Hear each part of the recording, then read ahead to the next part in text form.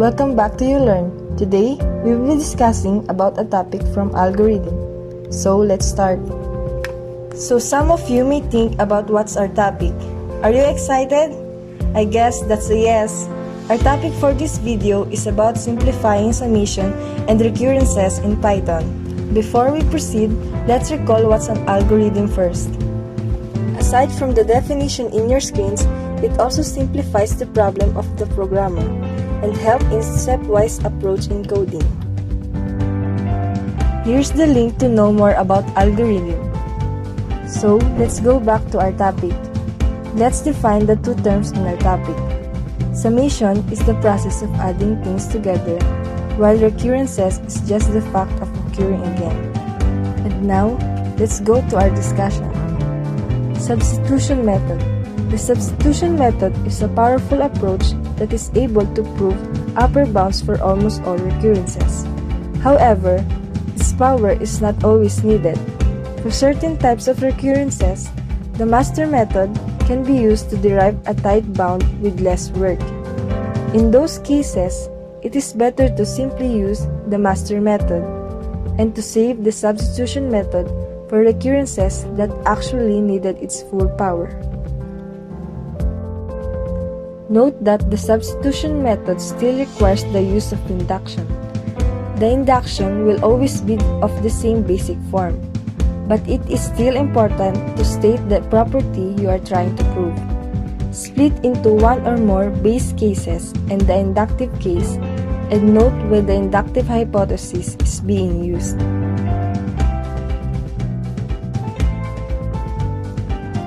Subtle ties. Consider this recurrence. We guess T of n is equals to O of n. Substituting our guess, we obtain this recurrence less than or equal to Cn for any choice of C. Let's try a larger guess. The original guess of T of n is equals to O of n is correct. We must make a stronger inductive hypothesis. We are off only by the lower order term 1. To overcome the difficulty, subtract a lower order term from our previous guess. Our new guess is T of n is less than or equal Cn minus D, where D is greater than or equal 0, and it is constant. Now, we have this recurrence, as long as D is greater than or equal to 1. As before, we must choose C large enough to handle the boundary conditions. The idea of subtracting a lower order term may seem counterintuitive. Proving an upper bound by induction, it may be more difficult to show a weaker bound. To prove the weaker bound, we must use the same weaker bound inductively in the proof. There is more than one recursive term, and we get to subtract out the lower order term once per recursive term. We subtracted out the constant D twice, once for T of n over 2 and once for T of n over 2. We ended up with the inequality T of n less than or equal to Cn minus 2D plus 1, and it was easy to find values of D to make Cn minus 2D plus 1 be less than or equal to Cn minus D. Changing variables. There are many ways to solve a recurrence relation runtime. One way to do this is a method called change of variable. The idea is to select as function for S of m when given T of n. Let's try this example. We write the equation by substituting m log n and then plug it back into the recurrence to get the following. Now, we will create a new function called s that takes in a parameter m such that s of m is equals to t of 2 raised to m. This means that s of m is equals to 2t of 2 raised to m over 2 plus m. If s of m is equals to t of 2 raised to m, then S of m minus 1 is equals to t of 2 raised to m minus 1, and S of m over 2 is equals to t of 2 raised to m over 2, we can rewrite our function to get the following. This means that our original function t belongs to O of log n times log of log n. Then, we can simply replace m with log n because m is equals to log n. Recursion trees. A recursion tree is useful for visualizing what happens when a recurrence is iterated. It diagrams the tree of recursive calls and the amount of work done at each call.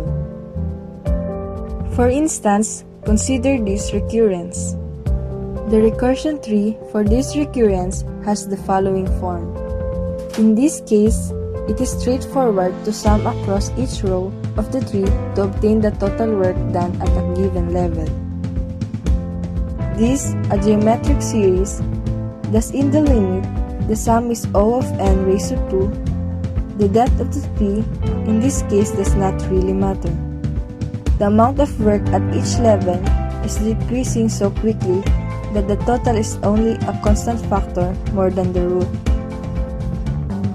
Recursion trees can be useful for gaining intuition about the closed form of recurrence.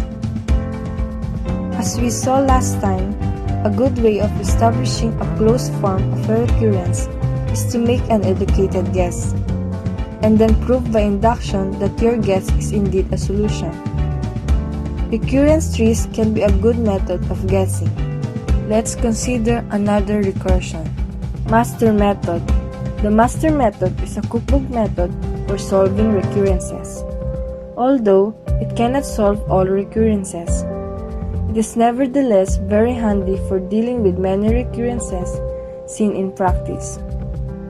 Suppose you have this recurrence form. The work to split the problem into subproblems and recombine the result is f of n. This recurrence would arise in the analysis of recursive algorithm that for the large input size of n breaks the input up into a subproblems size n over b, recursively solves the subproblems, then recombines the results. We can visualize this as a recurrence tree, where the nodes in the tree have a branching factor of a, which is constant for each leaf times the number of leaves, or O of n raised to log sub b a. The total time taken is just the sum of the time taken at each level. The time taken at the ith level is a raised to I times f of n over b raised to I, and the total time is the sum of this quantity as I ranges from 0 to log sub b n minus 1 plus the time taken at the leaves, which is the constant for each leaf times the number of leaves, or O of n log sub b a. What this sum looks like depends on how the asymptotic growth of f of n compares to the asymptotic growth of the number of leaves. There are three cases.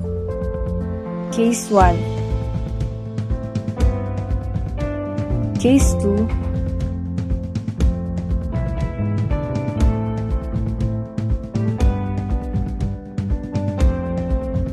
and Case 3.